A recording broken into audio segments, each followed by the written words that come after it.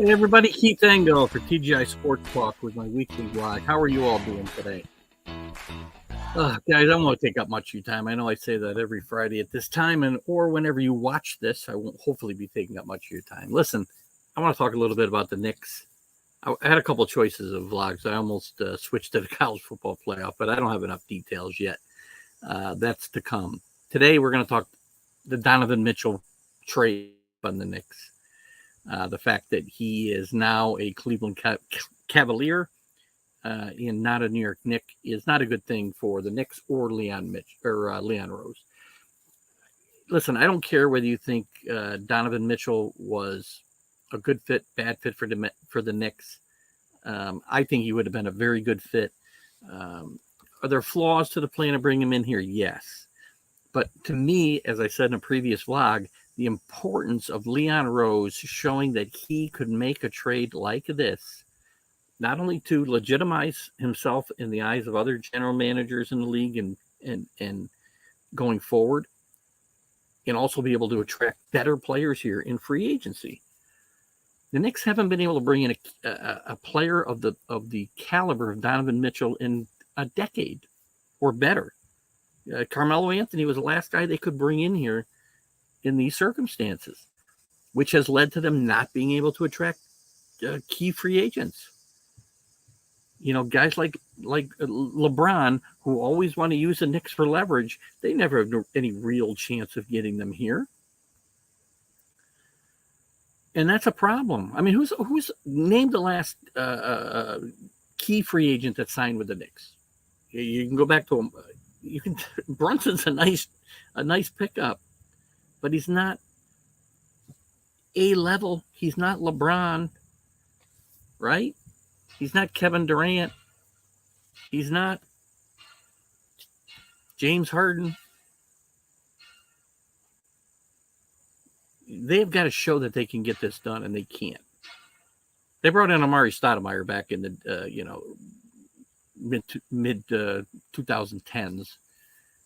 And that was a nice signing for a couple of years, but he, again, wasn't top level. They were settling for Amari Stoudemire when they couldn't get LeBron and they couldn't get other key guys.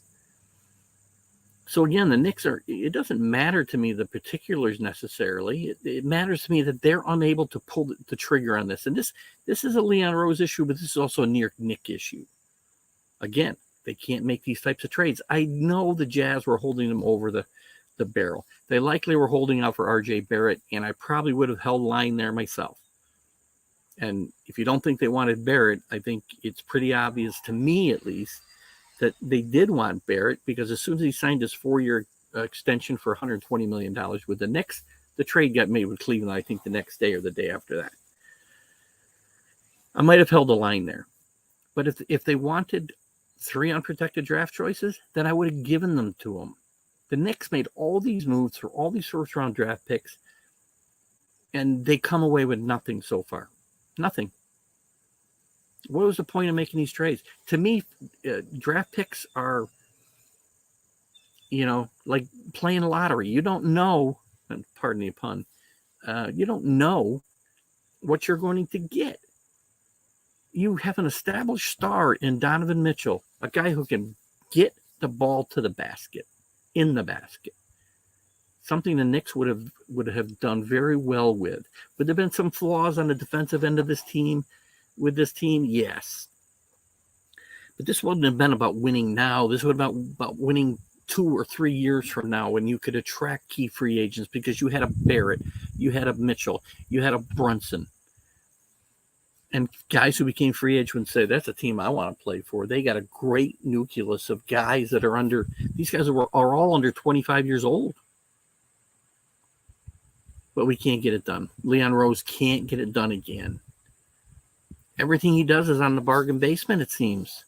Love Brunson, but is Brunson a key player that's going to turn this team around all by himself? No. As this team is currently constituted, it's not going to be a good season, guys. So the guys you wanted to hold on to, Quickly, Toppin, you cannot tell me that he couldn't. And Rose has got to be able to out-negotiate Danny Ainge here, who's one of the best. But you've got to show that you can pull off a trade like this with a guy like Danny Ainge and get the job done.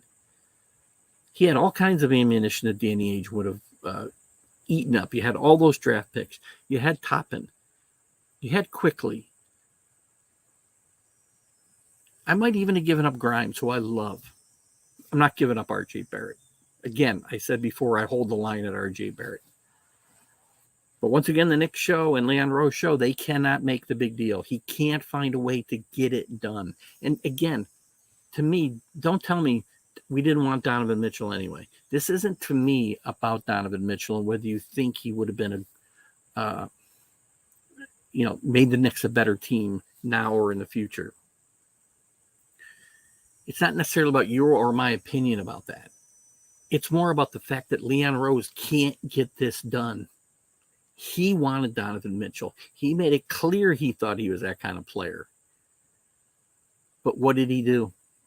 Did he go the extra mile to get this job, this trade done? No. Could he have topped the Cleveland trade? I do think he could have. Could he have done it without R.J. Barrett? I'm not sure. But he needs to be able to outmaneuver Danny Ainge in this situation if he wants to be known around the league as a guy who can get it done. Not just within his team and his fan base, but with other executives around the league. It's so frustrating to watch these things happen, regime after regime after regime. We constantly are bringing in second-rate players here. We won't trade our draft picks. What are we going to hoard them for? So that we can draft more guys from France? Guys that never pan out? The Knicks' history with first-round draft picks in the last 40 years is not very good, guys. Go back and look. Patrick Ewing notwithstanding. There have been a few hits. There have been so many misses. Let's just call it 20 years. What are those draft picks really worth? They're a flip of a coin, man. But when you get a guy that you know that is a NBA star, a top 15 player right now in my mind, top 20 at least, you can't go out and get that guy or any guy of his caliber.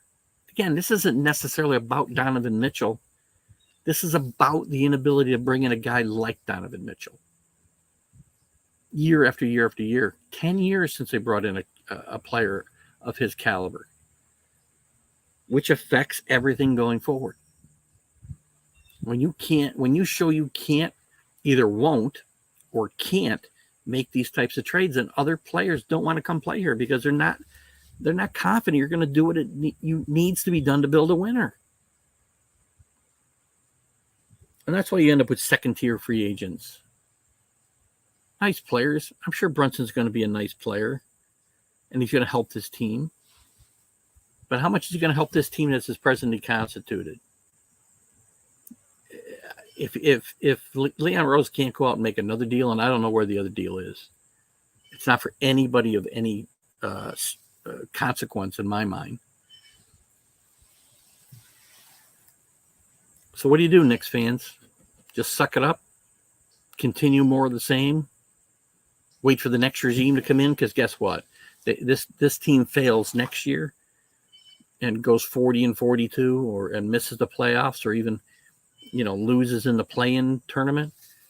We're going to be starting all over again with a new coach and a new general manager because Rose, president, the guy running the organization. So don't nitpick with me, please. They'll be starting over and we'll be looking at another 5-year plan that'll never come to fruition. So what did we do? Just continue to suck it up as Knicks fans. 1973 is going to be 50 years in the past next year. Next spring, 50 years since the Knicks have won championship. Very sad, guys. Very, very sad. Keith Engel, TGI Sports Talk. Do you agree? Disagree? Let me know. Have a great Labor Day weekend.